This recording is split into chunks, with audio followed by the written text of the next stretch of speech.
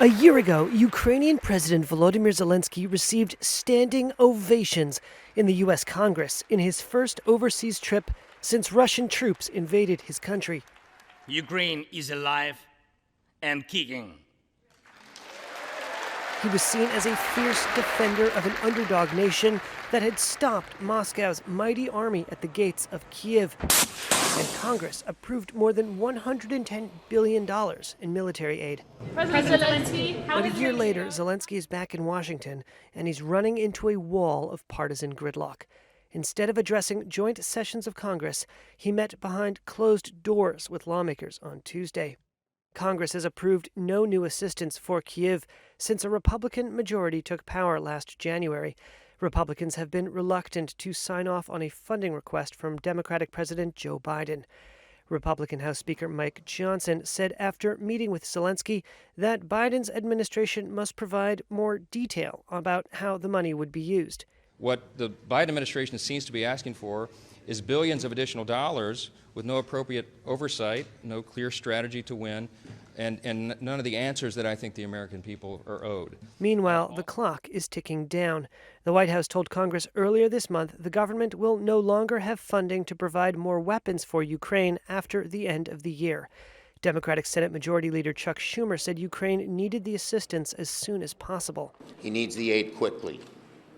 If we don't give the aid quickly, several things will happen. First, the military needs, but second, Europe and many other allies will say, what is going on here? They're not giving them the aid. Thank you. There are just 3 days before Congress recesses for the year on Friday, and Republicans in the House have refused to pass a spending package that contains $61.4 billion in Ukraine aid, unless it also includes funding to stop migrants from crossing the southern U.S. border.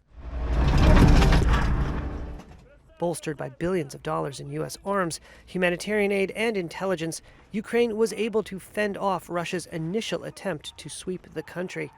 But Kyiv failed to break through Russian defensive lines in a major counteroffensive push this year, and Russia is now on the offensive in the east.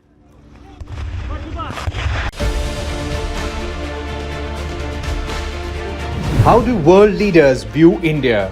I've long believed that the relationship between the United States and India is will be one of the defining relationships of the 21st century.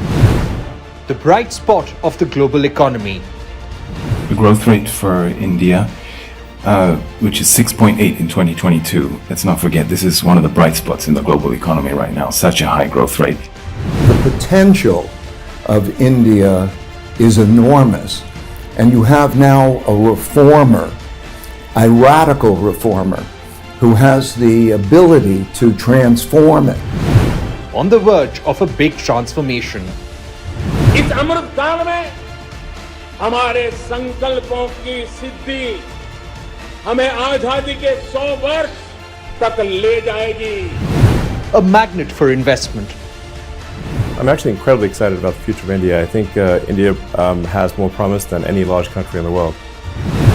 The world is bullish on India. Moneycontrol is bullish on India. Join the campaign. Tweet to us with #MC Bullish on India.